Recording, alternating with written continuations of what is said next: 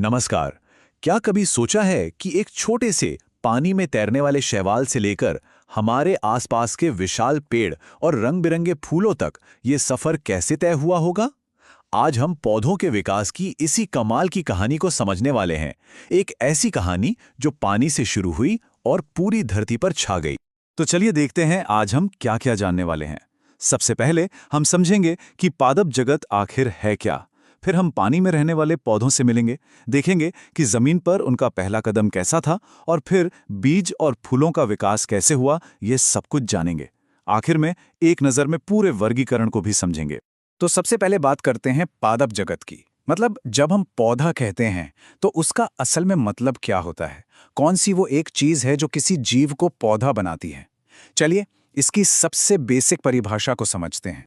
देखिए, पौधे होते हैं ऑटोट्रॉफिक, यानी स्वपोषी। इसका सीधा सा मतलब ये है कि वो अपना खाना खुद बनाते हैं फोटोसिंथेसिस के जरिए। और यही वो एक चीज है जो उन्हें इतना जरूरी बनाती है। असल में यही तो पूरे इकोसिस्टम की नींव है। ये ऊर्जा बनाते हैं और बाकी सारे जीव उसी ऊर्जा पर निर्भर करते हैं। चलिए अब थोड़ा समय में पीछे चलते हैं, करोड़ों साल पीछे, उस दौर में जब धरती पर ज्यादातर जीवन सिर्फ पानी में ही था। पौधों की कहानी की शुरुआत भी यहीं से होती है, उनके सबसे सरल, सबसे बेसिक रूप से। और ये थे शैवाल, यानी एल्गे। कह सकते हैं कि ये पादप जगत के पायोनियर्स थे, जहां से सब कुछ शुरू हुआ। अब इनकी बनावट देखिए, कितनी सिंपल है। कोई असली जड़ नहीं, कोई तना नहीं, पत्तियां भी नहीं। इनका शरीर एक थैलस जैसा होता है, मतलब एक सीधी साधी संरचना। ये पूरी तरह से पानी में डूबे रहने के लिए ही बने थे। अब यहां से कहानी में एक बहुत ही मजेदार मोड़ आता है। हमारे अगले किरदार हैं ब्रायोफाइटा। इन्होंने एक बहुत ही हिम्मत वाला काम किया। पानी से बाहर निकलकर जमीन पर अपनी दुनिया बसाने की पहली कोशिश की। लेकिन एक प्रॉब्लम थी, इनमें अभी भी वैस्कुलर टिश्यू नहीं था। मतलब जड़, तना और पत्तियां अभी भी असली नहीं थी। और सबसे बड़ी बात, इन्हें फर्टिलाइजेशन के लिए, यानी प्रजनन के लिए अभी भी पानी की जरूरत थी। यही वो एक चीज थी जो इन्हें जमीन पर दूर तक फैलने से रोक रही थी। और इसीलिए इन्हें पादप जगत का उभयचर या amphibians of the plant kingdom कहा जाता है। कितना सही नाम है ना, है ना? रहते जमीन पर हैं, लेकिन अपनी जिंदगी के लिए पानी से पूरी तरह बंधे हुए हैं, बिल्कुल मेंढक की तरह।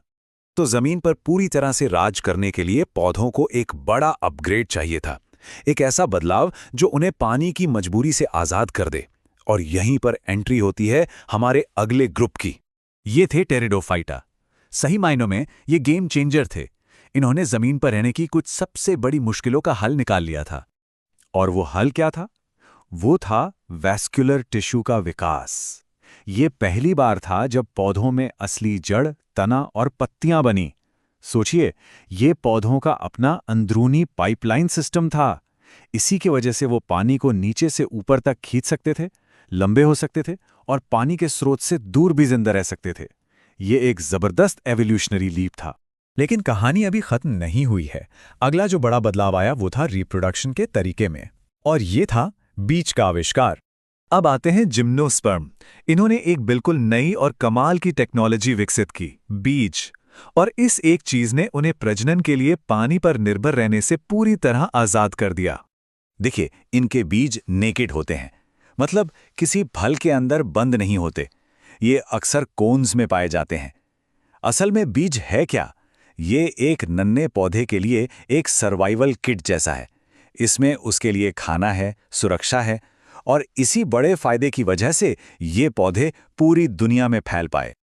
और अब हम पहुंचते हैं पौधों के सबसे कामयाब और सबसे एडवांस्ड ग्रुप तक, जो आज पूरी धरती पर छाए हुए हैं, एंजियोस्पर्म। ये सबसे ज्यादा विकसित पौधे हैं और इनकी कामयाबी के पीछे दो सीक्रेट वेपन हैं, फूल और फल। इनके बीज फल के अंदर सुरक्षित रहते हैं। फूल पॉलिनेटर्स को अपनी तरफ खींचते हैं और फल बीजों को दूर दूर तक फैलाने में मदद करते हैं। इन्हीं दो चीजों की वजह से एंजियोस्पर्म ने धरती के लगभग हर कोने पर अपना कब्जा जमा लिया। अच्छा, एंजियोस्पर्म को भी हम मोटे तौर पर दो ग्रुप्स में बांटते हैं, मोनोकॉट और डाइकॉट। इनमें फर्क क्या है? जब बीज उगता है तो उसमें से एक बीज पत्र या कॉटिलिडन निकलता है या दो। बस इसी आधार पर ये बांटे जाते हैं। जैसे गेहूं और चावल मोनोकॉट हैं और आम और मटर डाइकॉट। तो ये थी शैवाल से लेकर फूलों तक के विकास की कहानी। चलिए अब इन सभी ग्रुप्स को एक साथ रखकर देखते हैं ताकि ये पूरी एवोल्यूशनरी जर्नी हमें एक नज़र में साफ साफ दिख जाए। ये चार्ट देखिए, पूरी कहानी को कितने अच्छे से समझा रहा है। एल्गी और ब्रायोफाइटा में वैस्कुलर टिश्यू नहीं था, बीज नहीं थे, फूल नहीं थे। फिर टेरिडोफाइटा आए, उन्होंने वैस्कुलर टिश्यू का फीचर ऐड किया।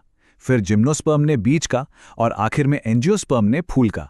ये स्टेप बाय स्टेप अपग्रेडेशन है जिसने पौधों को और बेहतर और जटिल बनाया।